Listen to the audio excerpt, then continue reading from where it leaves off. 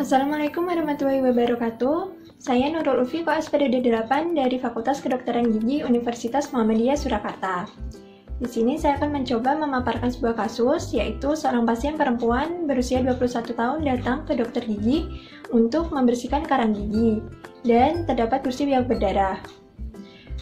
Pasien tidak memiliki riwayat penyakit sistemik, memiliki alergi obat insana, dan memiliki kebiasaan menggigit pensil. Pada pemeriksaan, didapatkan kedalaman poket pada gigi 11 dan 21 yaitu 4 mili dan 5 mili. Pada gigi 11 terdapat kegoyahan derajat 2 dan pada pemeriksaan bleeding on probing didapatkan hasil positif. Lakukan pemeriksaan subjektif dan pemeriksaan objektif. Pasien diberitahu mengenai diagnosis dari gigi 11 dan 21. Untuk diagnosis dari kasus yaitu gingivitis kronis lokalisata, et causa plak dan kalkulus, disertai gigi 11 mobilitas derajat 2, et causa bad habit menggigit pensil saat belajar. Kemudian untuk prognosis dari kasus yaitu good atau baik. Di sini pasien tidak memiliki penyakit sistemik, pasien kooperatif, pasien memiliki kebiasaan buruk menggigit pensil saat belajar. Kemudian untuk rencana perawatan yang dilakukan yaitu pertama inisial terapi, yaitu pasien diberi edukasi atau dental health education tentang cara menggosok gigi yang benar. Kemudian waktu yang tepat saat menggosok gigi yaitu minimal 2 kali sehari, yaitu saat pagi dan juga malam sebelum tidur.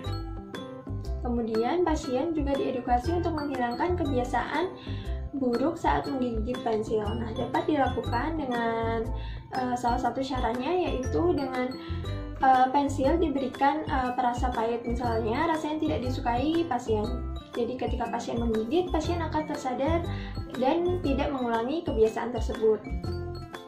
Setelah itu dilakukan perawatan yaitu dilakukan initial terapi, scaling dan root planning. Nah, scaling dan root planning dengan menggunakan scalar ultrasonik.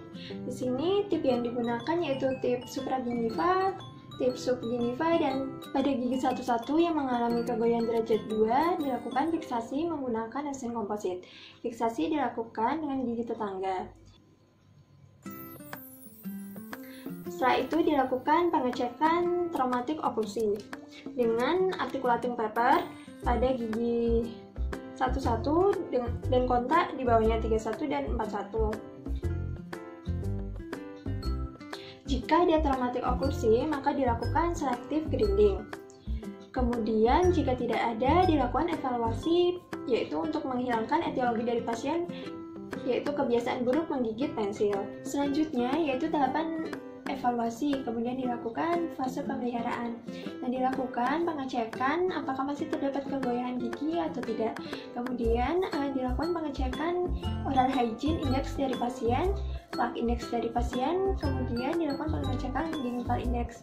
Kemudian setelah itu dilakukan pengecekan kedalaman poket.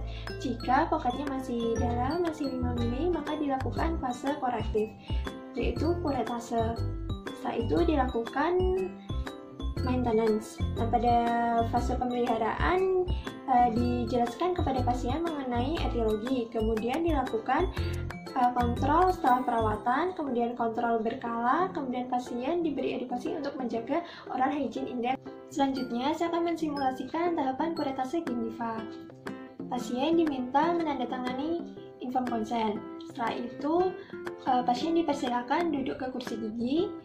Kemudian operator menggunakan alat perlindungan diri level 3 sesuai dengan urutan. Setelah itu mempersiapkan alat dan bahan.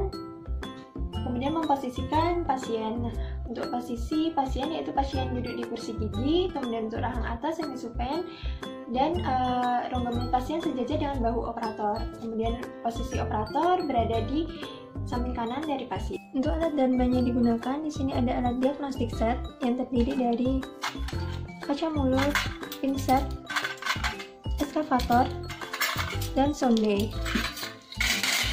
Kemudian di sini ada respect dan juga plastis instrumen. Kemudian ada probe, ada brush pada gigi dan dilakukan brush pada gigi. Kemudian pasien diinstruksikan untuk berkumur. Setelah itu melakukan asepsis daerah kerja menggunakan povidone iodine dan cotton pellet dengan gerakan sirkular dari dalam keluar Kemudian dilakukan anestesi infiltrasi, bevel jarum menghadap ke tulang, kemudian diinsersikan pada lipatan mukogingival sampai mentok ke tulang, kemudian dilakukan aspirasi, jika negatif didepannya sebanyak 0,25 cc untuk anestesi infiltrasi. Kemudian evaluasi efek anestesi. Setelah itu dilakukan pemeriksaan kedalaman popet menggunakan prop. Prop dipegang dengan modified Pence grip, kemudian sejajar dengan aksis gigi, fingerless berada di gigi terdekat, kemudian dimasukkan ke sulcus, dihitung kedalaman pocket, dan pastikan untuk berkontak dengan permukaan gigi. Kemudian dilakukan scaling dan root planning. Cutting edge menghadap ke permukaan gigi, kemudian menghilangkan sementum yang nekrotik. Kemudian dilakukan kuretase gingiva. Kuretase gingiva menggunakan kuret Greci untuk gigi anterior yaitu nomor 1, 2, sampai 3, 4. Kemudian alat dipegang dengan modified Pence grip, fingerless berada di gigi terdekat. Kemudian dimasukkan ke dalam sulcus dan cutting edge menghadap ke gingiva. Kemudian dinding lateral dari pocket dipegang dengan tangan kiri agar tidak terkoyak. Alat diinsersikan dan cutting edge menghadap ke gingiva. Kemudian dilakukan kuretase dengan horizontal stroke hingga terdapat perdarahan segar. Setelah itu kontrol perdarahan menggunakan tampon dan diirigasi menggunakan larutan salin. Kemudian kontrol perdarahan menggunakan tampon, ditekan. Kemudian aplikasi bahan metronidazole gel pada sulcus.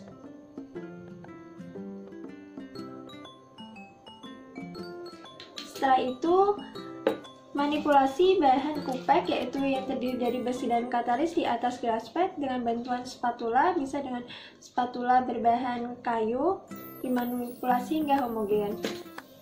Kemudian